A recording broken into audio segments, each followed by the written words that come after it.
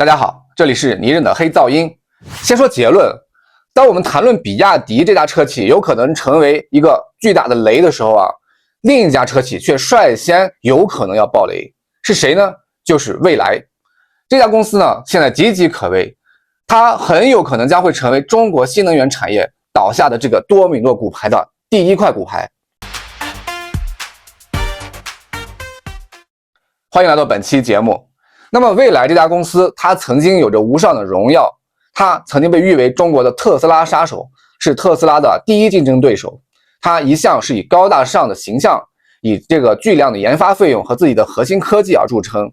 一向都是非常光鲜漂亮、全球上市这样一个存在。但是蔚来现在却深陷债务危机，尤其是最近他们这个创始人李斌一番言论引起了轩然大波。我们虽然投了600亿，但我们的这个资产负债表上边的无形资产就400多万美金，就2000多万。等于说我这个钱都亏在明处，都亏在明处啊！这个资产负债表是非常干净的。他坦诚说，未来的1000多亿亏损呢，都是一个透明账。但是这段话呢，他本来是为了洗白的，却引起了网友的轩然大波也让这个事情呢成了一个热搜。很多网友甚至说，让这家伙别跑了，他说不定是下一个贾跃亭啊。当然，我觉得这话有失公允就未来呢，他当然不是贾跃亭那样，就是光是吹牛吹出来的，他到底都是一个实打实做出来的大公司。但是他这个债务问题又确实是非常严重。这家公司呢，现在就等于说站在一个万丈深渊的旁边他只要再稍微的动一下，就会掉下去。这样的情况到底是怎么发生的呢？为什么蔚来会走到这一步呢？它到底有没有可能成为中国新能源车爆雷的第一个骨牌呢？我们今天就来好好的聊一聊这个话题。首先呢，我们当然要看蔚来欠债的总额，这个触目惊心的数字就是1300多亿人民币。作为一家制造业企业欠债这么高，确实是很吓人。那这个负债是怎么来的呢？其实是从2014年开始到现在就是整个这个公司从创立到现在一个累积的债务高达1300多亿。当然，这个债务它还是在不断扩大的，这才是一个更严重的问题。从2024年到2025年第一季度，蔚来的债务这个增长率还在不断的增加。2024年呢，它的亏损高达224亿人民币。到了今年，也就是2025年的第一季度呢，它的亏损呢又高达68亿多人民币。关键是它这个亏损的扩大呢，高达30%几就都是很吓人的数字更让人担忧的是蔚来它这个资产负债率呢，高达92.6%，远超了行业的70%的这样一个警戒线。比起它的这个魏小李这个3剑客里面的小鹏和理想来说呢，也是高了很多。那两家呢，他们的资产负债率也就是60%几和50%几。那么在这样的情况下，蔚来还有一个重大的现金流的这样一个问题，它现在账上能动用的现金只有80多亿人民币。作为如此大的一个企业，只有这么一点钱能用，只够它撑过多久呢？1到2个季度，这个就太可怕了那这个钱花完之后，它就没有钱了，就是所谓的现金流断裂、资金链断裂这对于这个企业来说的话，不视为一个噩梦和终结者而且2025年第一季度，在这个蔚来的财务报表里面，还有一个重大的问题，就是它的这个股东权益呢，下降到了负的3.66亿人民币。也就是说，它真正的实质上的发生了资不抵债，这也是很可怕的其实，当它事实上资不抵债的时候，可以说这家公司呢，就已经陷入了这个债务泥潭，以及它有可能走向爆雷，甚至呢，就是走上一条永远的不归路。这一点呢，和比亚迪其实有点像比亚迪它的债务呢，主要是来自于供应商，但是这个蔚来呢，它的债务或者亏损呢，并不是像比亚迪那样来自于供应链融资，来自于供应商，它更多的是来自于自己经营行为中的这样的一个亏损。根据计算呢，蔚来它每卖出1辆车就要亏损10万块钱，这个数字也是相当的令人触目惊心就每卖出1辆车，别人都是赚多少钱，但是蔚来是亏10万那么我们这些买车的人是不是觉得还挺对不起人家的？我们每买1辆车就让人家亏10万。当然，这个话虽这么说这个问题是蔚来自己的，他究竟为什么会欠这么多钱，亏损这么多呢？人家这个创始人李斌说了，这个我问心无愧，这是透明账，这个亏呢都亏在了明处。之所以他的这个言论呢引起很大的争议呢，就是因为这句话。其实他没说错，他也没有撒谎，他呢确实是把这个600多亿的人民币的研发费用啊计入到了财务报表当中的什么呢？当期费用。这个啊其实还算一股清流啊，因为在很多这个上市公司呢，他们都把这个研发费用通过这种财务洗白的方式呢，就偷换成了其他的一些项目，导致啊看起来财务报表会更好看一点。但是未来呢比较实诚啊，人家呢就把这个费用实打实的一分不差的写到了财务报表里面，告诉你这就是当期的费用和成本，确实看起来就比较吓人啊。那这个600多亿的占了它的这个亏损总额的将近一半的这个研发费用，到底研发出来什么了呢？未来真的拥有一个高科技的这样的产业吗？我们就来看一下它到底研发了什么，产生了这么高的一个亏损，这么高的一个成本呢？咱们说这个研发费用的时候啊，先解答一个疑问啊，就是有的朋友可能会说，未来可能是因为卖车卖不动亏损的吧？其实还真不是。人家呢，其实卖车啊，这个出货量是不错的，销量是不错的。它在2024年到2025年，这个销量一直是增长的，它的毛利率呢也是在增长的。但是呢，未来的这个业绩增长啊，并没有带来它的这个纯利润、净利润的增长，这才是最核心的问题。那我们还是谈谈它这个研发费用。研发费用呢，在一些企业看来啊，是护城河。比如说英伟达，它的研发费用就奇高无比。但是我们都知道，英伟达通过这个高额的研发费用，把它的技术、把它的这个独门的产品呢，造得无以复加，你谁也仿制不了，谁都替代不了。所以英伟达它在产品方面拥有这个非常强的垄断性，也就是所谓的护城河。所以它这个研发费用啊，确实是花出了价值啊。但是作为未来呢，你有没有把这个钱花出价值？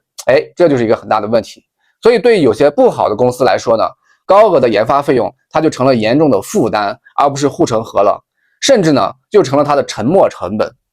什么叫沉没成本呢？就是说啊，当你比如说你追一个女生，你花了很多的钱，花了很多的时间和精力，所以你总是不甘心说，她好像不喜欢跟我在一起，就想一直坚持下去。所谓的舔狗就是这么来的嘛。就是说，当你在一件事情当中不断的投入了大量的精力之后，你就舍不得抽手了。你之前付出的那些啊，让你啊还想继续付出下去，你不愿意终止这个事情去止损。那么对于未来来说，这个事到底是沉没成本还是它的护城河呢？这个啊就要看未来以后的表现了。但是就目前看来的话，这个更多的是沉没成本啊。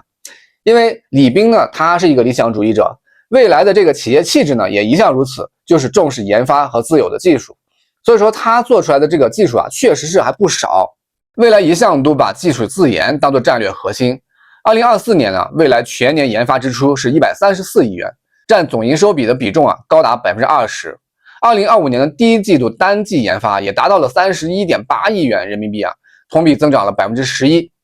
这些钱投向了自动驾驶芯片、自研电池、整车平台，还有智能座舱，都是一些非常重要的新能源车的一些科技啊。再比如刚刚发布的这个5纳米车规级的芯片，就是未来自研的成果之一。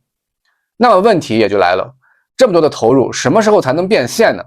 短期内这些技术啊，还很难直接带来销售的爆发或者盈利的改善，这就导致钱花出去了，但是还没收回来。未来烧钱啊，还不光是研发，它还有另外一个自己作为它的骄傲，但同时也是它的沉重的负担，是什么呢？就是这个换电站。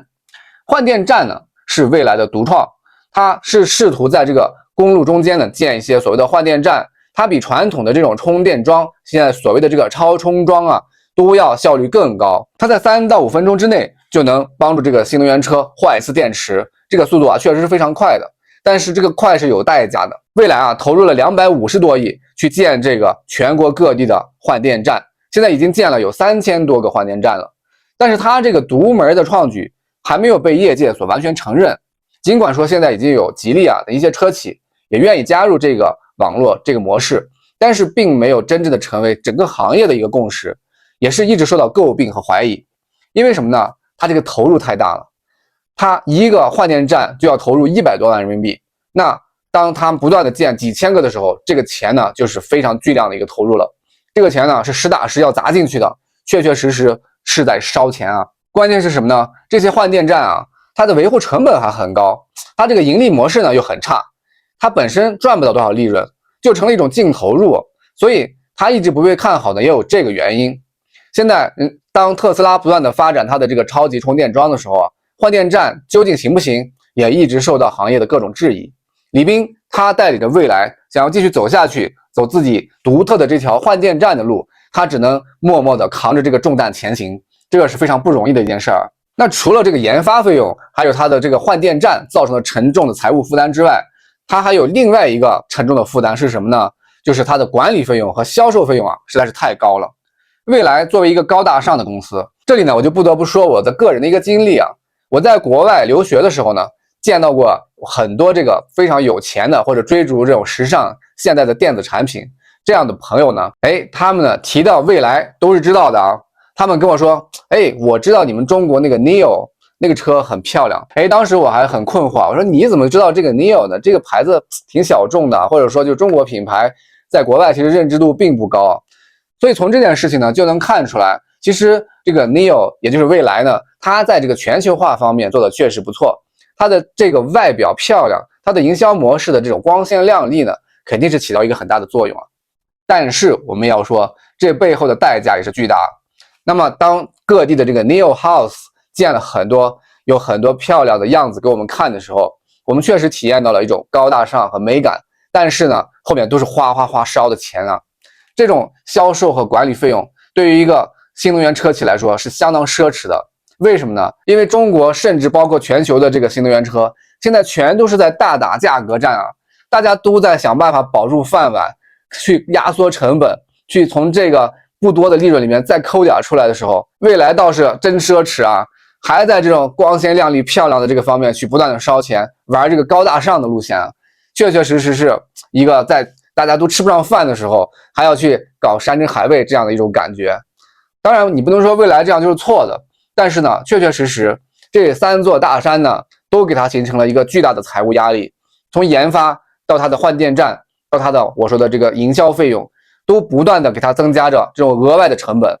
这就造成了它总是卖的车是不够的，不够去覆盖它的这些成本，这就造成了亏损啊。所以说啊，这个事情是不可持续的，除非它能够让它的这个车的销量有成倍的这样的提升才有可能啊。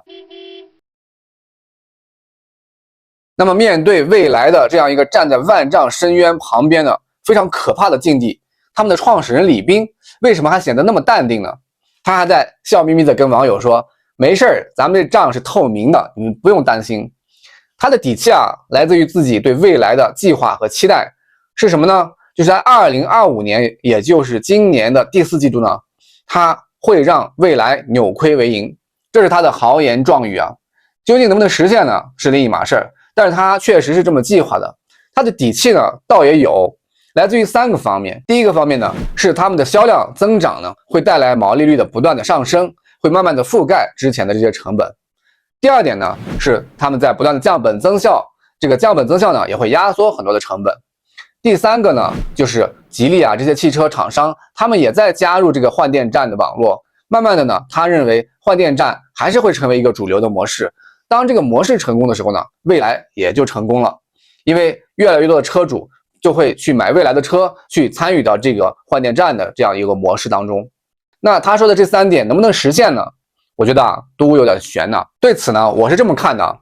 我不太乐观。为什么呢？第一，你这个降本增效怎么降呢？现在这些车企的这种成本压缩已经到了极致，除非说你偷工减料，对吧？如果你不这样的话，再没办法去压缩成本了。那么研发费用是蔚来的一项的坚持，它的这个销售成本呢，也是它的品牌形象，这些方面都在不断的去扩大，就没有看到有缩减成本的这个迹象。那你怎么就能那么轻易的说成本会降下来呢？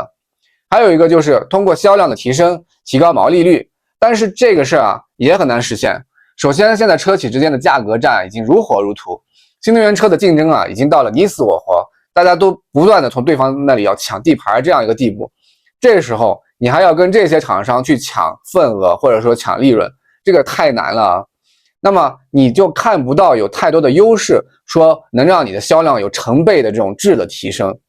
还有一点是什么呢？这个换电站呢，其他的车企是有参与进来的，但是人家也可以随时退出啊，因为人家不是靠这个东西续命的。他们有更多的选择，但是你未来只有这一个选择。这就是未来他通过这个自己的独门的这些，不管是研发呀，还是他的这个创举啊，他既是自己的一个前进的独特的道路，是他的品牌认知的这个辨识度，但是同时呢，也有点像作茧自缚，是他的无法绕开的一个围城。在这种情况下，他很难说让自己有一个快速的质的提升。那么在这个关键时刻，这样一个竞争的白热化的时刻，未来的豪言壮语啊，我认为不是那么容易实现。所以说2025年将会是未来的生死存亡的关键一年。我们现在7月份所看到的它的创始人李斌所带来的这一系列的话题呢，也是未来在2025年发生的一个中场战事。我们将会在今年的第4季度啊，看到这个战争的真正的结束，它的真正的终局。如果说在今年第4季度未来还是没有办法实现它扭亏为盈这个目标的话，那它资金链就真的要断了。那这家企业到底还能不能活下去，就要真正打上一个问号了。如果说未来真的倒下了的话，带来的将会是一个什么样的冲击呢？这个画面啊，也是让我们很难想象、不敢想象的。因为未来它毕竟代表着中国的头部车企之一，它的倒下呢，带来的首先是对新能源车这个行业的整体的信用的一个重创。因为比亚迪作为这个行业的老大，已经在饱受质疑，它的债务问题呢，已经是在不断的负重前行。所有的供应商都是在赌一个未来，就是说未来你还能给我回款，未来呢我们还能跟你捆在一起走下去，玩这场搏命的游戏。但是岌岌可危的比亚迪，如果在未来的这个先一季的重创之下，它还能不能维持自己的信用，还能不能被别人相信，将会也打上一个大大的问号。包括整个这个新能源车企的其他的公司呢，都存在着这样一个负债过高的问题。那会不会都受到波及？那些债主们呢，那些股东们会不会都着急，然后形成一个巨大的这样的一个压力呢？都是不好说的。所以说未来它形成的这种心理上的冲击呢，将会是中国新能源行业的一个重大的转折和重大的冲击。当然我做这期节目啊，也不是为了唱衰未来啊，我主要还是想分析一下它的这个背后的问题所在。毕竟啊，当年特斯拉也有过这种资金链非常紧张的一个时刻。对于这样的企业来说呢，他们面对这样的一种压力，其实是再正常不过的事情。关键是看它能不能扭转乾坤。因为我们这个世界啊是非常残酷的，这个世界是一个只看结果的世界，是一个只论成败，按成败论英雄这样的一个世界。所以对未来来说，它现在既是背水一战，又是不成功变成人，这样的一种决绝的态度，这样一种不活就只能死的态度。如果我们从好的一方面看，未来如果真正走出困境的话，正如他们创始人李斌所说的，现在呢是未来最困难的低谷，正在从低谷中出来。如果是这样真的实现的话，那么以后在未来的故事当中，这将是他最惊心动魄和津津乐道的一段故事。我们可以看到的关于未来这家企业的积极点呢，在于它的换电站，如果真的能够形成一种大的规模，得到全世界的认可的话，那未来呢将会独树一帜，它将会占有空前的这种巨量的市场。如果说它继续全球这样扩张的模式，它的品牌认知度越来越高，再如果说它真的能够降低一些自己的成本，那么以它现在的这样的市场占有量也是不错的。所以说它还是有一些方法能够去真的扭转乾坤的，但是就看它执行力和它的命运和它的运气，这对一个企业来说呢都是非常重要的事情。有时候啊，我们不管是创业还是做公司，其实都面临一个和时间赛跑的这样的一个过程。你的这个资金链和你的未来的发展的这个空间和你的发展速度，它必须要有一个非常良好的匹配，你才能够不断的让这个雪球滚下去转下去。这对于创业者来说啊，确实是一个需要把握和需要有运气的事情。但是我想说的是，未来想要把握自己的命运，它不能再沉浸于说我们现在这个模式就是最好的，或者说我们现在这个模式啊就一定是对的。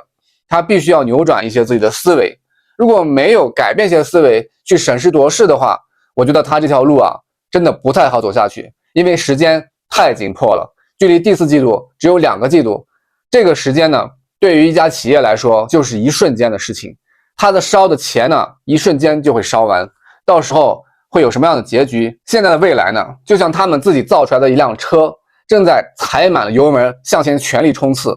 它是在压住啊，就像一个赌徒一样在压住。它压上的是什么呢？是自己的技术、自己的市场、自己的模式，还有他的创始人李斌自己的个人声誉，甚至说职业生涯。这就是创业的凶险之处。当你需要全力以赴奔赴一个理想的目标的时候，你必须赌上自己的全部身家，孤注一掷。